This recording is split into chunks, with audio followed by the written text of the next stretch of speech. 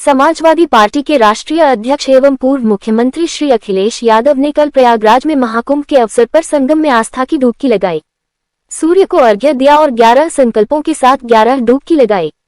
उन्होंने कहा कि महाकुंभ की जो आस्था और परंपरा है उसी के तहत वे यहां स्नान करने आए हैं। इस मौके पर उनके सुपुत्र श्री अर्जुन यादव और पूर्व कैबिनेट मंत्री एवं राष्ट्रीय सचिव श्री राजेंद्र चौधरी भी मौजूद रहे। श्री यादव ने कहा कि महाकुंभ 144 साल में एक बार आता है, वो भी संगम के किनारे ही, मतलब जीवन में एक बार, और वो भी नदियों के मिलन स्थल पर। इसीलिए इससे ये संकल्प लेना चाहिए कि हमें जो जीवन मिला है वो अलग अलग दिशाओं से आती हुई धाराओं के मिलन से ही अपना सही अर्थ और मायने पा सकता है। हमें संगम की तरह जीवन भर मेलजोल का सकारात्मक संदेश देना चाहिए। सद्भाव, सौहार्द और सहनशीलता की त्रिवेणी का संगम जब जब व्यक्ति के अंदर होगा तब तब हम सब महाकुंभ का अनुभव करेंगे। अखिलेश यादव ने कहा कि महाकुंभ के पावन अवसर पर संगम में एक डुबकी मां त्रिवेणी को प्रणाम की, एक डुबकी आत्मध्यान की, एक डुबकी सर्व कल्याण की, एक डुबकी सबके उत्थान की, एक डुबकी सबके मान की, एक डुबकी सबके सम्मान की, एक डुबकी सर्व समाधान की, एक डुबकी दर्द से निदान की, एक डुबकी प्रेम के आह्वान की, एक डुबकी देश के निर्माण की, एक डुबकी एकता के पैगाम की लगाई। आप प्रयागराज पहुंचे हैं और आस्था की डुबकी लगाए हैं, क्या कहेंगे, क्या संदेश देंगे? गणतंत्र दिवस के दिन इस शुभ अवसर पर संगम में जो परंपरा है और लगातार व्यक्तिगत आस्था के तहत लोग यहाँ आते, स्नान करते हैं, डुबकी लगाते हैं। मुझे आज 11 डुबकी लगाने का मौका मिला है। संगम पर जो ये महाकुंभ मनाया जा रहा है, 144 वर्षों के बाद मौका मिल रहा है।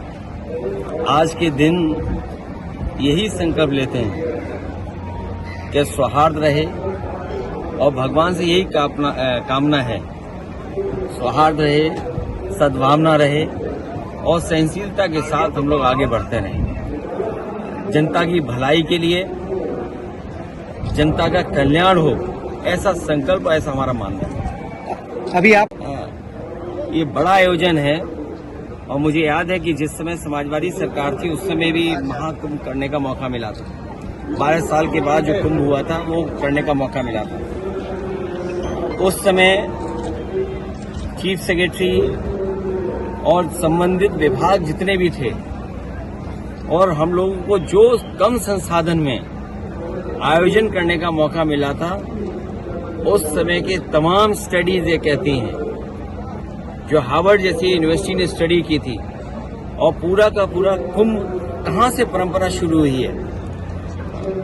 सम्राट हर्षवर्धन के समय से जो हम पे डॉक्यूमेंटेड हिस्ट्री जो दिखाई देती है, वैसे तो ये पौराणिक है, लेकिन जो डॉक्यूमेंटेड हिस्ट्री जिसकी जानकारी हमें और आपको मिलती है वो मिलती है सम्राट हर्षवर्धन के समय की।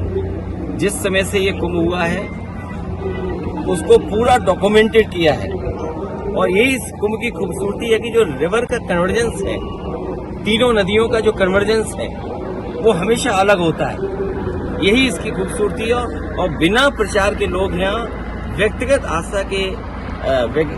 आस्था से यहाँ लोग आके जुड़ते हैं। बीजेपी के नेता इस चीज को दार है, इससे पहले कभी कुंभ हुआ ही नहीं, तमाम महंतों ने। बीजेपी वालों के लिए तो यही कहना है कि कुंभ में आए तो सहनशीलता के साथ स्नान करें। यहाँ पुण्य के लिए, दान के लिए आते हैं लोग, कोई वाटर स्पोर्ट्स के लिए नहीं आते हैं। साधु संतों से मुलाकात कर। इस वीडियो को लाइक करें, हमारे चैनल को सब्सक्राइब करें और बेल आइकन जरूर प्रेस करें। हमारी